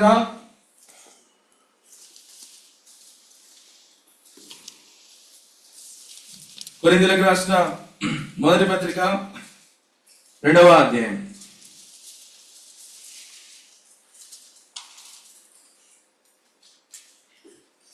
6-7 వచనం అందరికి కలిసి చూద్దాం. పరిపూర్ణులైన వారి మధ్య జ్ఞానమును బోధించుదాం. అది ఈ లోక జ్ఞానం కాదు, నిరర్ధకులైపోవచ్చిన ఈ లోకాధికారుల జ్ఞానము కాదు, గాని దేవుని జ్ఞానము మర్మమైనట్టుగా బోధించున్నాం. ఈ జ్ఞానము మరుగైండును. జగదుత్పత్తికి ముందుగానే దీనిని దేవుడు మన మహిమ నిమిత్తము నియమించి, అది లోకాధికారుల్లో ఎవరికి తెలియదు. అది వారికి తెలిసి ఉండేలా మహిమ స్వరూపియకు ప్రభువును సిలువ వేయక పోయింది. ఎక్కడుంది జ్ఞానము, ఎక్కడుంది శక్తి, ఎక్కడుంది పిలువబడిన వారు అంటే కనుక అవన్నీ కూడా దేవుని వాక్యంలో క్లుప్తంగా మర్మముగా రాయబడుతూ వచ్చినాయి. సత్యము స్వతంత్రులు చేసింది ఆ సత్యమే దేవుని వాక్యము. దేవుని వాక్యం చేత విమోచింపబడిన వారం. ఇప్పుడు కట్టబడేది కూడా సర్వసత్యంలోకి తీసుకురాబడేది కూడా ఈ దేవుని వాక్యం ద్వారానే. ఎప్పుడైతే నీవు దేవుని ఆత్మతో క్రమంగా నడుచుకుంటావో, శరీరమును అనుసరించి నడుచుకునేది నువ్వు ఎప్పుడైతే మానుకుంటావో, శరీరమును బట్టి నడుచుకునేది సిలువ వేసుకుంటావో, గలతీయులకు రాసిన పత్రిక 5వ అధ్యాయము 23-24. గలతీయులకు రాసిన పత్రిక. క్రీస్తు యేసు సంబంధులు శరీరమును దాని ఇచ్చలతోనూ దురాశలతోనూ సిలువ వేసి ఉన్నారు. సిలువ వేయబడిన అనుభవము నీ జీవితంలో కనబడకపోతే, నీ శరీర ఇచ్చలు దురాశలను సిలువ వేసుకునే అనుభవంలోకి నువ్వు తీసుకురాకపోతే, నువ్వు దేవుని ఆత్మతో నడుచుకోవడము అంత సులువు కాదు. ఎందుకు? వీరిద్దరికి ఒకరికొకరి వ్యతిరేకము. గలతీ 5:16-17 ఏం రాయబడింది అక్కడ? ఆత్మానుసారంగా నడుచుకున్నది అప్పుడు మీరు శరీరేచ్ఛను నెరవేర్చరు. అయితే శరీరము ఆత్మకును, ఆత్మ శరీరమునకును విరోధంగా అపేక్షించును. ఇవి ఒకదానికొకటి వ్యతిరేకంగా ఉన్నవి. నీకు వ్యతిరేకంగా ఉండేది ఇతరులు కాదు, నీకు వ్యతిరేకంగా ఉండేది నీ ఇంకో శత్రువులు కాదు. నీకు వ్యతిరేకంగా ఉండేది నీ లోపల ఉన్న పరిశుద్ధాత్మ దేవునికి వ్యతిరేకంగా ఉండేది నీ శరీరమే. అందుకే బలచోటు చేరి వచ్చినప్పుడు ఎవరిని పరీక్షించుకోవాలా? ఇతరులను పరీక్షించడానిక? మనల్ని మనమే పరీక్షించుకోవాలి. ఏమని పరీక్షించుకోవాలి? నా లోపల దేవుని ఆత్మ ఉన్నాడు కదా. ఇప్పుడు నా శరీరం ఏమన్నా అతిశయించిందా పరిశుద్ధాత్మ దేవునికి వ్యతిరేకంగా? పరిశుద్ధాత్మ దేవునికి వ్యతిరేకంగా మాట్లాడిందా శరీరము? లేకపోతే శరీరంను బట్టి ఈ వారం అంతా, ఈ సంవత్సరం అంతా, గత సంవత్సరం అంతా శరీర ఆలోచనలను బట్టి, శరీర తలంపులను బట్టి డ్రివెన్ బై మెటీరియలిస్టిక్ థింగ్స్, లేకపోతే శరీరమును బట్టి ఆలోచిస్తూ నడుచుకున్నానా? ఇది నా క్రైస్తవ జీవితం అయిందా? ఇశ్రాయేలు ప్రజలు అట్లే నడుచుకున్నారు. కీరకాయలు కావాలి, దోసకాయలు కావాలి, మాంసం కావాలి, ఇంకేం కావాలి వారికి. అక్కడ ఎక్కడన్నా ఆత్మ కనపడిందా ఇశ్రాయేలు ప్రజల జీవితంలో? ఎప్పుడు మాట్లాడినా అయ్యా మాకు నీళ్ళు లేవు, మాకు చేదైన నీళ్లు ఉన్నాయి, మాకు ఇంకేం లేవు, మాకు ఆహారం లేదు. ఆహారం దేవుడు ఇస్తే కీరకాయలు కావాలి, దోసకాయలు కావాలి, ఉల్లిగడ్డలు కావాలి, ఇంకేం కావాలా? మాంసం కావాలా? దేవుడు వారి ప్రతి అక్కరను తీర్చినాడా లేదా? ప్రతి అక్కరను తీర్చి 40 సంవత్సరాలు 40 మంది 6 లక్షల కాల్బలం అంటే, ఒక్కొక్క కాల్బలం అంటే ఎవరు? సైనికులు అనుకోండి. సైనికులు కాల్బలం అంటే ఒక సైనికునికి తల్లిదండ్రులు, భార్య, పిల్లలు ఉన్నారనుకోండి. దాదాపుగా అట్లా లెక్క వేస్తే ఒక 35-40 లక్షల మంది ఉంటారు. 40 సంవత్సరాలు 40 లక్షల మందిని దేవుడు పోషించినాడు. నిన్ను పోషించలేడా? శరీరం గురించి, మెటీరియలిస్టిక్ థింగ్స్ గురించి, లేకపోతే ఏమి తిందుమా, ఏమి త్రాగుదుమా, ఏమి ధరించుకుందామా అనే విషయము చింతిస్తూ పోతాం. మత్తయి సువార్త 6వ అధ్యాయం, మత్తయి సువార్త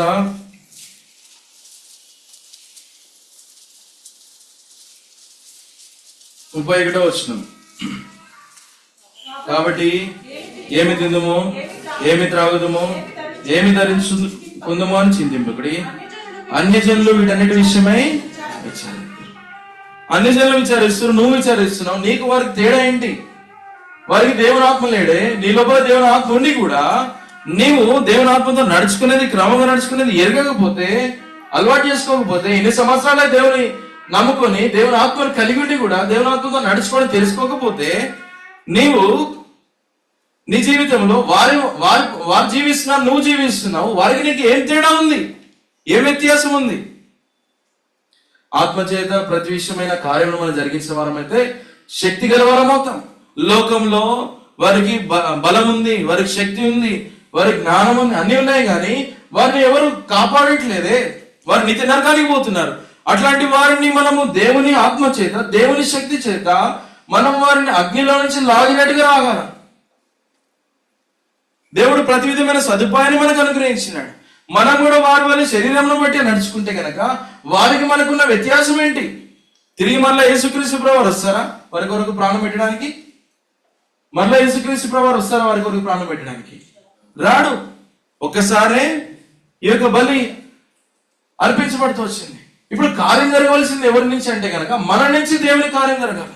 ఇప్పుడు దేవుని కార్యం మన నుంచి జరగకుండా ఆగిపోతూ మనం శరీరం బట్టి నడుచుకుంటూ జీవిస్తే ఆత్మను అనుసరించి నడుచుకునే వారు ఎక్కడ ఉంటారు?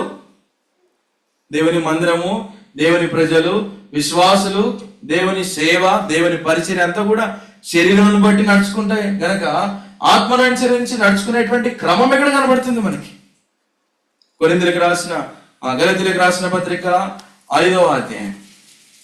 ఇట్లు నడుచుకుంటూ ఇట్లు జీవిస్తూ పోతే మన అంతం ఏంటి? గలతీయులకు రాసిన పత్రిక 5వ అధ్యాయము చదవండి 18 నుంచి.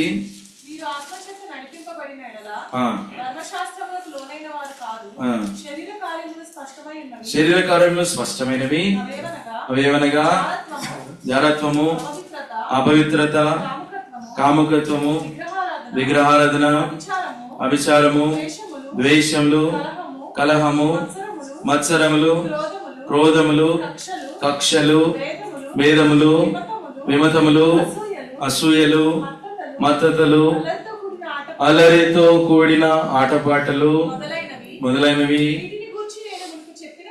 వీటిని గూర్చి నేను మునుపు చెప్పిన ప్రకారము ఇట్టి వాటిని చేయువారు దేవుని రాజ్యము స్వతంత్రించుకొనరు మీతో స్పష్టంగా చెప్పిన.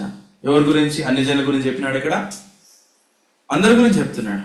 దేవుని ఆత్మను కలిగి ఉండి కూడా నువ్వు శరీరాన్ని అనుసరించి మన సంఘాల్లో, విశ్వాసుల కుటుంబాల్లో, విశ్వాసుల జీవితంలో కనబడేదంతా ఇదే.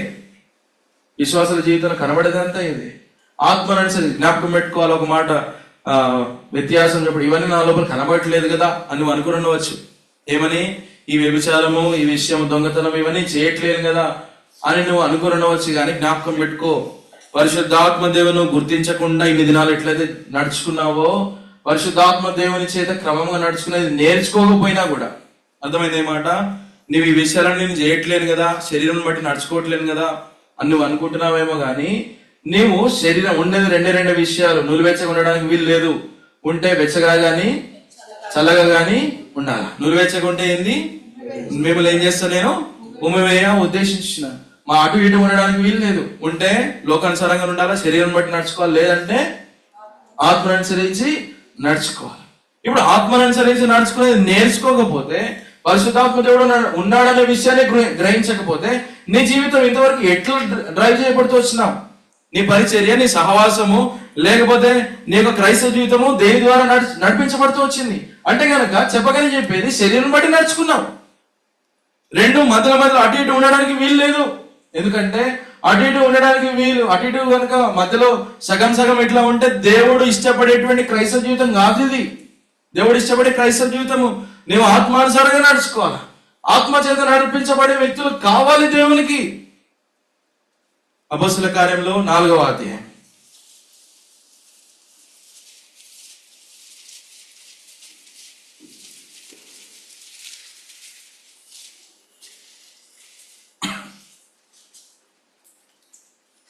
అపొస్తలుల కార్యంలో 4వ అధ్యాయం 7వ వచనం. వారు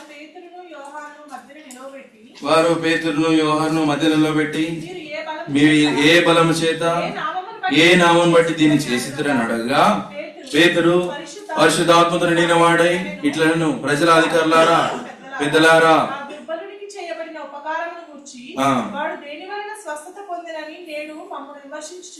ఒక వ్యక్తి స్వస్థత పొందినాడు. పేతురు దేవుని శిష్యుల ద్వారా స్వస్థత పొందినాడు. ఎట్లా ఇచ్చినారా స్వస్థత మీరని ప్రశ్నిస్తున్నారు. పేతురు యోహానులు వీరందరూ ఎట్లాంటి వారు? వారి గత జీవితం ఏంది? చేపలు పట్టుకునేవారు. వారేమైనా విద్య కలిగిన వారా? వారేమైనా చదువుకున్నవారా? శిష్యుల్లో చూస్తే గనక పౌలు ఒకడే చదువుకున్నవాడే, ఆయన ఒకటి తప్ప మిగతా వారందరూ ఎట్లాంటి వారు? లూకా వైద్యుడు ఇట్లాంటి వారు కాకుండా వారు చేసిన విషయాల గురించి ఎక్కువ రాయబడలేదు. కానీ ఎవరైతే దేవుని ఆత్మ చేత నడిపించబడినారో వారి గురించి రాయబడుతూ వచ్చింది దేవుని వాక్యంలో. వారు దుర్బలులు, వారికి చదువు రాని వారు, విధి లేని పామరులు. అపొస్తలుల కార్యంలో 4వ అధ్యాయము 13వ వచనం. వారు పేతురు యోహానుల ధైర్యం చూసినప్పుడు వారు విధి లేని పామరులను గ్రహించి ఆశ్చర్యపడి వారు యేసుతో కూడా ఉండిన వారిని గుర్తెరిగి ఏమీ ఎవరు చెప్పలేకపోయినారు. ఎందుకు? వారు బలహీనులు, దుర్బలులు, చదువురాని వారు, లోకంలో చూస్తే ఎన్నిక లేని వారు, లోకంలో చూస్తే జ్ఞానం లేని వారు. వీళ్ళేమో పాండిత్యం కలిగిన వారు, వీరేమో పెద్దలు, వీరేమో పెద్ద పెద్ద వారి దగ్గర చదువుకున్నవారు. వీరితో ఏం మాట్లాడతారు? ఏమని తర్కవాదం పెట్టుకుంటారు? వారి లోపల దేవుని ఆత్మశక్తి ఉంది. దేవుని ఆత్మ చేత నడిపించబడిన వారు. వీరి లోపల దేవుని ఆత్మ చేత నడిపించబడ్డ అంటే కూడా ఎరగరు. వ్యత్యాసం కనబడుతుంది అక్కడ. దేవుని ప్రజలకు, లోకంలో ఉన్న వారికి, వారంతా అధికారులు, వారంతా లోకంలో ఉన్న గొప్పవారు. ఏమని రాయబడింది? కొరింథీయులకు రాసిన మొదటి పత్రిక 2వ అధ్యాయంలో ఏం రాయబడింది? ఇట్టి మర్మము ఎవరికి బయలుపరచబడలేదంట? కొరింథీయులకు రాసిన మొదటి పత్రిక 2వ అధ్యాయము 8వ వచనం. అది లోకాధికారుల్లో ఎవరికి తెలియదు, అది వారికి తెలిసి ఉండేట్లా మహిమా స్వరూపియకు ప్రభువును సిలువ వేకిందురు. దేవుని జ్ఞానము మర్మమైనట్టుగా దేవుని శక్తి పరిశుద్ధాత్మ దేవునిలో పిలువబడుట, యేసుక్రీస్తు ప్రభువారిని యందు విశ్వాసం ఉంచడం ద్వారా పిలువబడుట, ఇవన్నీ కూడా దేవుని వాక్యము సత్యమును బట్టి మనకు అనుగ్రహించబడుతూ వచ్చినాయి. ఇవన్నీ లోకంలో ఉన్న వారికి తెలియపరచబడలేదు. ఒకవేళ లోకంలో ఉన్న వారికి తెలియపరచబడితే కనుక వారు యేసుక్రీస్తు ప్రభువారిని సిలువ వేకి ఉందరు. లోకంలో ఉన్న లోకాధికారులకు, గనులకు, గొప్పవారికి, గొప్ప వంశం వారికి ఈ విషయాలన్నీ, మర్మములన్నీ బయలుపరచబడలేదు. ఇవన్నీ నీకు అనుగ్రహించబడుతూ వచ్చినాయి. నువ్వేం చేస్తూ వచ్చినావు? నీ ద్వారా ఎంత కార్యం జరుగుతూ వచ్చింది? దేవుని కార్యము. నీ ద్వారా దేవుని మహిమ ఎంతగా దేవుని మహిమ ప్రజ్వలింపబడుతూ వచ్చింది. దేవుని ఆత్మ చేత నడుచుకున్న వారం అయితే దేవుని మహిమ పరిచిన వారం అవుతాం. శరీరం బట్టి నడుచుకుని ఇన్ని దినాలు శరీరం బట్టి నడుచుకున్నది చాలు. ఇక ముందు కూడా శరీరం అనుసరించి నడుచుకుని మన పరిచర్య గాని, మన ప్రార్థన జీవితం గాని, వాక్య పరిచర్య గాని, లేకపోతే మన క్రైస్తవ జీవితం గాని, ఇంకా ఏదైనప్పటికీ కూడా మనం పని చేస్తున్న స్థలంలో గాని, లేకపోతే మనం నివసిస్తున్న స్థలంలో గాని మనం మాదిరికరంగా ఆత్మను అనుసరించి నడుచుకునే వారంగా ఉండాలి. ఆత్మను అనుసరించి నడుచుకున్న వారం అయితే మా క్రమంగా నడుచుకుంటాం. రోమపత్రికలు ఏ మాటలు రాయబడుతూ వచ్చినాయి. కాబట్టి ఇది దేవుని ఆత్మకు విరోధమైనది శరీరము. నీ శరీరమే, నీ శరీర ఇచ్చలే, నీ శరీర దురాశలే కాగా దురాశ గర్భం ధరించి పాపమును కని పాపం పరిపక్వమై లోకంలో ఏం జరిగింది? మరణం వచ్చింది. నువ్వు నీ శరీర ఇచ్చల చేత, దురాశల చేత ఈడబడుతున్నావా? ఒకవేళ అది ఆరంభమే, ఇది చాలు, ఏం కాదు, దీని ద్వారా ఏమవుతుంది అనుకుంటావు? దేవుని వాక్యం చెప్పేది దురాశ గర్భము ధరిస్తుంది, నీ పాపం నేను పట్టుకుంటుంది. ఆ శరీర ఇచ్చలు, శరీర దురాశలు దేవుని ఆత్మను ప్రక్కన పెట్టి జరిగించే ప్రతి పని, చిన్నదైనా గాని పెద్దదైనా గాని, వాటన్నిటికీ ఒక దినము లెక్క అప్పచెప్పవలసిన వారంగా ఉంటాం. ఆ దురాశ గర్భము ధరించి పాపమును కంటుంది. పాపం పరిపక్వమై లోకంలో యేసుక్రీస్తు ప్రభువారు మరణమును కలవరి శిలువలో జయించినాడు. యేసుక్రీస్తు ప్రభువారు సాతానును మరణమును చిద దొరికినాడు. ఇప్పుడు నీ శరీర ఇచ్చలను బట్టి దేవుని ఆత్మకు వ్యతిరేకంగా శరీరం బట్టి నడుచుకున్నట్టు ద్వారా నీవు దేవుడు యేసుక్రీస్తు ప్రభువారు శిలువ వేసిన మరణాన్ని లేపుతున్నావు. అర్థమైందా?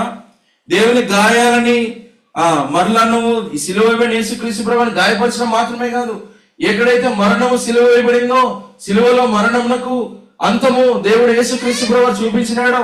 శిలువలో మరణమునకు ఓ మరణమా నీ ముల్లెక్కడ, ఓ సమాధి నీ విజయం ఎక్కడ. ఎక్కడైతే యేసుక్రీస్తు ప్రభువారు చితకు పుట్టినాడో దాన్ని నీ శరీరమును బట్టి నీ శరీర ఇచ్చలను బట్టి దేవుని ఆత్మను ప్రక్కన పెట్టి దేవుని వాక్యాన్ని ప్రక్కన పెట్టి నీ శరీర ఇచ్చలను బట్టి దురాశలను బట్టి దాన్ని లేపుచున్నావు. ఇది ఇంతవరకు మనం జీవిస్తూ వచ్చిన క్రైస్తవ జీవితం.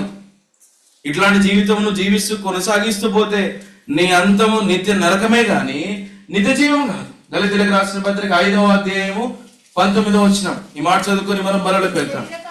శరీర కార్యములు స్పష్టమైనవి, అవేవనగా జారత్వము, అపవిత్రత, కాముకత్వము, విగ్రహారాధన, విచారము, ద్వేషములు, కలహము, మత్సరములు, క్రోధములు, కక్షలు, భేదములు, విమతములు, అసూయలు, మత్తతలు, డాష్ లాస్ట్ ఏంటిది, అల్లరితో కూడిన ఆటపాటలు.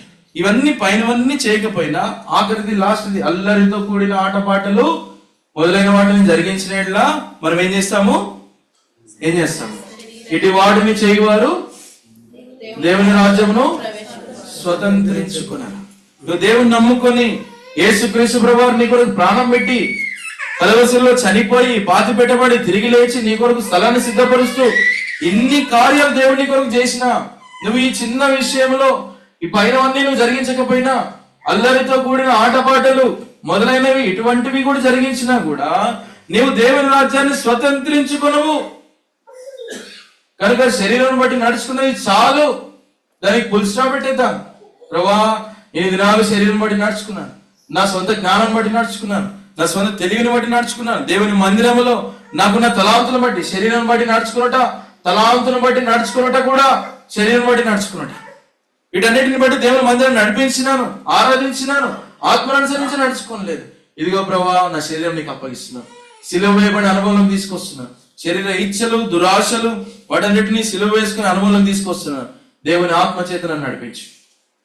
దేవుని ఆత్మచేత నడిపించబడిన వారమైతే అపోస్తలులు, పేతురు, యోహానులు దేవుని ఆత్మచేత విద్య లేని పామరులు, జ్ఞానం లేని వారు, లోకంలో బలహీనులు, అట్లాంటి వారిని దేవుని ఆత్మచేత నడిపించి గొప్ప గొప్ప కార్యాలు చేసినాడు. ఇప్పుడు పేతురు, యోహానులు మందిరానికి ఎక్కిపోతున్నప్పుడు ఏం జరిగింది? అక్కడ కుంటివాడు ఏం చేసినాడు? అయ్యా ఏమైనా ఉందేమో ఈయన అడిగినాడు. పేతురు, యోహానులు ఏమన్నారు? మా దగ్గర ఏమి లేవు. ఏమున్నాయి మా దగ్గర? మాకు కలిగింది మేము ఇస్తున్నాం. ఏముంది మా దగ్గర? పరిశుద్ధాత్మ దేవుని చేత మేము నడిపించబడుతున్నాం. పరిశుద్ధాత్మ దేవుని శక్తిలో నుంచి కొంత తీసుకో, లేచి నిలబడు, బ్రతుకు. మాకు కలిగిన దాంట్లో మేము మీకు ఇస్తున్నాం. మా మాటలో దేవుని మాటల శక్తి ఉంది. ఆ మాట చేత లేచి నిలబడు అన్నప్పుడు, ప్రార్థన చేసినప్పుడు లేచి నిలబడినప్పుడు యేసుక్రీస్తు ప్రభు లాజరుతో ఏమన్నాడు? లాజరు బయటికి రా. దేవుని ఆత్మ చేత నడిపించబడేటువంటి క్రైస్తవ జీవితం ఇట్లాంటిది. అనేకులు బంధకంలో ఉన్నారు లోకంలో, అనేకులు గుడ్డితనంలో ఉన్నారు, అనేకులు ముసుగులో ఉన్నారు. యుగ సంబంధమైన దేవత వారికి ఏం చేసింది? మరణేతరానికి గుడితనం కలిగేసింది. నీవు దేవుని వాక్యము చేత దేవుని ఆత్మ చేత నడుచుకోవడం బట్టి నీవు వారిని విడిపించగలుగుతావు. కాబట్టి మనల్ని మనం పరీక్షించుకొని ఆత్మ అనుసారంగా నడుచుకున్న వారమైతే, శరీరంలో సిలువ వేసిన అనుభవంలోకి వచ్చిన వారమైతే మన ద్వారా దేవుని పరిచర్య జరిగించాలని దేవుడు ఆశపడుతున్నాడు. మనల్ని మనం పరీక్షించుకొని యోగ్యమైన రీతిలో బలలో పాల్గొంటాం.